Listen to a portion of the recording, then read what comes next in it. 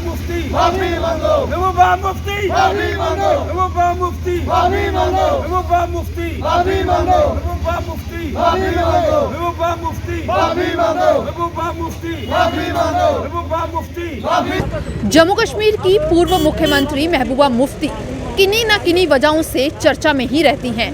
अगर बात की जाए पिछले दिनों की, तो जब उन्होंने एक प्रेस वार्ता के दौरान ये कह दिया कि वो भारत का तिरंगा झंडा नहीं उठाएंगी जब तक कि जम्मू कश्मीर का झंडा जो है वापस नहीं कर दिया जाता। अब अगर बात की जाए तो डीडीसी चुनावों में उनकी पार्टी जो है हिस्सा लेती है और कुछ उम्मीदवार जीतकर बाहर भी आते हैं। उसके बाद वो संविधान की शपथ लेकर जो है वहाँ पर पूरे तरीके से अपना कार्यभार संभालते हैं। परंतु अगर बात की जाए, जब पार्टी की अध्यक्ष जो है तिरंगे झंडे का अपमान कर रही है, तो बाकी जो उनके मेंबर्स हैं वो किस तरीके से तिरंगे झंडे के सम्मान के साथ जो है वहां पर शपथ ले रहे थे।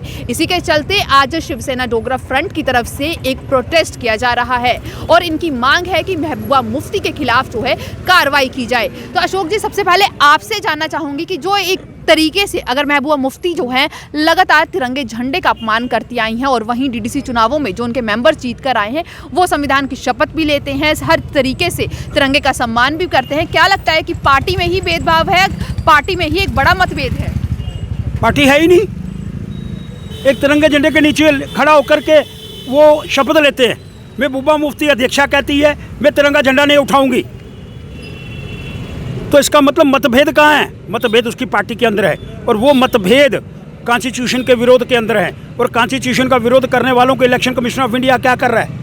यहाँ का स्टेट यूनिट इलेक्शन कमिश्नर क्या कर रहा है? उसको पकड़ करके उसको बंद करना चाहिए, तिहाड़ जेल भेजना चाहिए और जो जीते हुए उसके बंदे हैं उनको शपथ नहीं दिलानी होगी। अभी चेयरमैन का चुनाव है, मैं इलेक्शन कमिश्नर को बड़ा स्पष्ट करने का प्रयास करना चाहता हूँ। जब तक वो तिरंगे झंडे को नमन नहीं करते, जब तक वो तिरंगे झंडे को मानते नहीं, जब तक तिरंगे झंडे को उठाते नहीं, तब तक उन लोगों को चेयरमैनी का चुनाव लड़ने की अनुमति ना दी जाए। और दूसरी बात, श्रीमान उपराज्यपाल जी, ये यूटी बन गया है और यूटी के अंतर्गत आपको उपराज्यपाल नियुक्त किया गया है। कृपा करके आप अच्छा काम कर रहे हैं, लेकिन ऐसी पार्टियां जो देश विरोधी हैं, ऐसी पार्टियां जो तिरंगे झंडे का अपमान करना चाहती हैं और बॉर्डर के ऊपर हमारा फौजी शहीद हो रहा है तिरंगे झंडे के लिए, उन पार्टियों को निरस्त किया जाए, उनको कैंसिल किया जाए और उनकी अध्यक्षा महबूबा मुफ्ती को पकड़ करके तिहाड़ जेल में बंद किया जाए।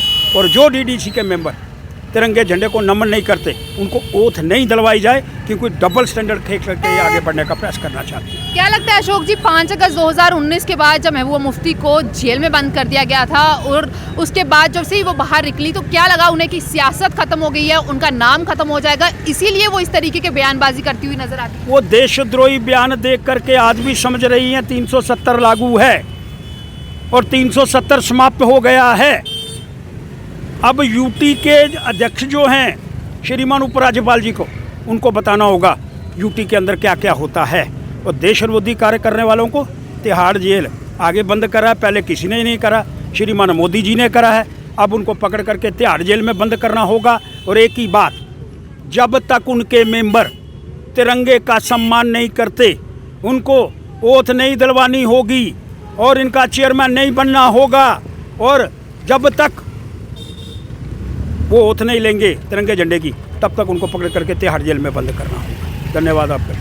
तो जब आपने सुना कि इनका कहना है कि जो डीडीसी के मेंबर्स जो हैं, जब तक वो तिरंगे का सम्मान नहीं करते हैं, वो तिरंगे का वो उसी तरीके से सम्मान नहीं करते जिस तरीके से वो पहले करते आए थे। क्योंकि अगर बात की जाए तो महबूबा मुफ्ती जो हैं जम्मू कश्मीर की पूर्व मुख्यमंत्री रह चुकी हैं, तब उन्हें तिरंगे का सम्मान याद था और आज वो है जो तिरंगे के खिलाफ अपनी बयानबाजी करती हैं। एक बड़ा सवाल उठता है और अब देखना ये होगा कि जम्मू कश्मीर की एडमिनिस्ट्रेशन और साथ ही साथ इलेक्शन कमीशन इस पर क्या कदम उठाती है। तो आप जुड़े रहें दी अर्थ न्यूज़ के साथ। महबूबा मुफ्ती माफी मांगो, महबूबा मुफ्ती माफी मांगो, महबूबा मुफ्ती माफी मांगो, महबूबा मुफ्ती माफी मांगो, महबूबा मुफ्ती माफी मांगो, महबूबा मुफ्ती माफी मांगो, महबूबा मुफ्ती माफी मांगो, महबूबा मुफ्ती।